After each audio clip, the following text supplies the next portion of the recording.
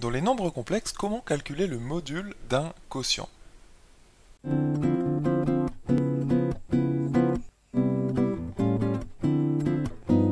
Bonjour à toi et bienvenue dans cette nouvelle vidéo Star en maths. Ici Romain, j'espère que tu vas bien. Alors dans l'exercice d'aujourd'hui, ce qu'on va faire c'est qu'on va calculer le module de ce quotient, donc 5 sur 6 moins i, le tout au carré.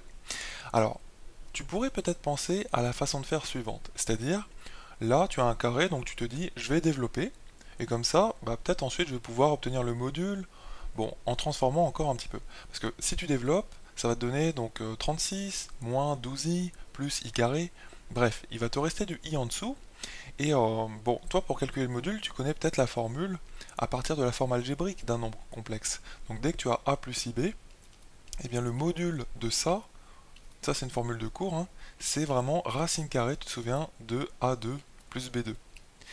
Donc a étant la partie imaginaire, réelle pardon, du nombre complexe, et b sa partie imaginaire. Donc là, tu pourrais réussir à obtenir une forme algébrique de ce nombre, parce que là tu ne l'as pas vraiment sous forme algébrique. Ça c'est différent de a plus ib. Tu vois, parce que si tu développes, on le disait précédemment, tu vas obtenir de i en dessous.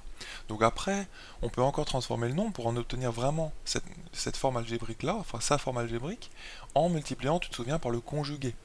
Hein, le conjugué du dénominateur pour enlever finalement le i du dénominateur.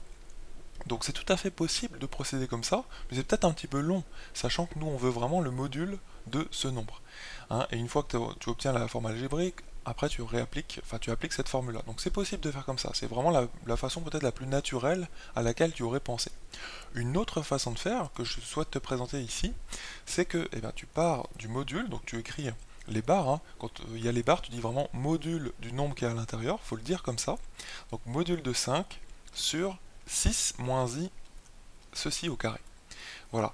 Et là, maintenant, on se souvient de quelques petites formules sur le module, c'est que le module d'un quotient, eh bien, c'est le quotient des modules. C'est-à-dire, en fait, tu peux, entre guillemets, distribuer le module en haut, au numérateur, et aussi en bas. Ça veut dire qu'en fait, ça devient module de 5 sur module de 6 moins i, donc ceci au carré.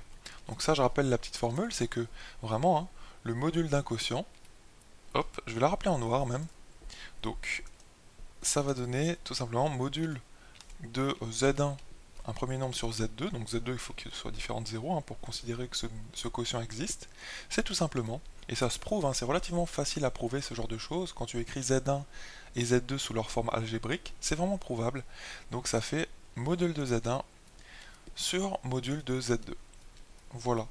Donc ça c'est une petite formule toute simple, je pense, qui est toute simple à retenir. Ça marche avec le divisé, ça marche aussi avec le fois. Je la mets tout de suite parce que on va s'en servir juste après. C'est module de z1 fois z2, donc module de tout ça. Hein. Et bien c'est vraiment module de z1 fois module de z2. Voilà. Donc par contre, l'erreur à ne pas faire, c'est que ça ne marche pas pour le plus ou le moins. Module de z1 plus z2, ça te donnera pas module de z1 plus module de z2. Ça marche pas, hein. Attention. Ça marche vraiment que pour le diviser et pour le fois. Donc là, c'est ce qu'on va réutiliser parce que tu vois bien qu'on a un carré en dessous. Un carré, c'est un fois. C'est 6 moins i fois 6 moins i. Tout simplement. Donc en fait, on va réobtenir, enfin on va réutiliser cette formule. Donc module de 5, on va voir ce que ça va devenir juste après, sur module de 6 moins i, facteur de module de 6 moins i. Je peux le remettre une deuxième fois. En fait, c'est module de 6 moins i au carré. Voilà. Et là, maintenant, on cherche à calculer ce qu'il y a en haut, ce qu'il y a en bas. En fait, on revient, alors j'ai mis un carré, je sais pas pourquoi. Donc là, on cherche vraiment à calculer chaque petit bout de notre quotient. Pour calculer chaque bout, on réutilise la formule de base en fait du module, c'est-à-dire celle-ci. Hein, le module d'un nombre complexe qui est exprimé sous forme algébrique, c'est la forme algébrique, c'est vraiment a plus ib. Donc là, c'est le cas, parce que 5, c'est 5 plus i fois 0. 5, c'est vraiment la forme algébrique de 5, il n'y a pas de problème. 6 moins i aussi, c'est sous forme algébrique, parce que le a, c'est 6, et le b1, le petit b, c'est moins 1. Tout simplement. Donc on applique cette formule. Ça va donc nous donner, donc module de 5. On peut appliquer la formule, mais de toute façon, le module d'un nombre réel, donc parce que 5 c'est un nombre réel qui est positif, en fait ça revient à la valeur absolue. Et la valeur absolue de 5, c'est 5. Hein. Donc en fait c'est lui-même. En fait, tu peux le retrouver très facilement en remplaçant. Donc le petit a ici, c'est quoi? Je peux le mettre, le petit a pour 5, c'est 5, et le petit b, c'est 0. Hein, c'est ça le petit a et le petit b de sa forme algébrique. Donc ça fait 5 au carré si j'applique cette formule, plus 0 au carré, et le tout racine carrée de ça. Donc on retrouve bien 5 parce que ça fait racine carrée de 25, tout simplement. Le tout sur module de 6 moins i. Et bien module de 6 moins i, je pense que tu seras d'accord, le petit a c'est 6, je peux le mettre, et le petit b, donc c'est toujours, c'est la partie réelle et la partie imaginaire, ce sont toujours de nombres réels, il n'y a pas de i dedans. Donc le petit b, il ne faut pas compter le i. Ça c'est souvent une erreur que je vois, mais en fait il ne faut pas mettre le i dans le b. Donc c'est tout simplement moins 1. C'est le nombre en facteur du petit i. Donc là ça va donner, eh bien racine de, hop, a au carré, bah ça fait 36, donc 6 au carré, on va y aller lentement, plus b au carré, eh bien ça fait moins 1, le tout au carré, donc on met bien les parenthèses ici. Voilà, et fois la même chose en fait, parce qu'on retrouve une deuxième fois le module de 6 moins i. Donc fois racine carrée de 6 au carré plus moins 1 au carré. Voilà, là-haut ça va donner tout simplement, on avait dit 5, et en dessous, on fait le petit calcul, ça va donner racine de 36, donc 6 au carré plus 1, parce que moins 1 au carré ça fait bien sûr 1.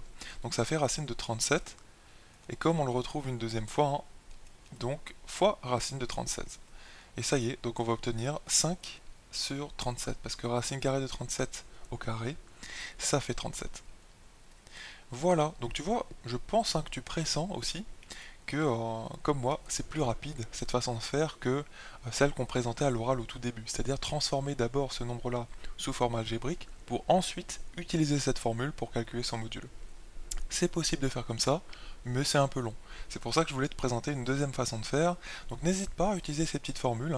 Dès que tu prends le module d'un quotient ou le module d'un produit, eh bien, dis-toi que tu peux, entre guillemets, distribuer le module bien au numérateur et au dénominateur, ou si c'est un produit, à chacun des facteurs.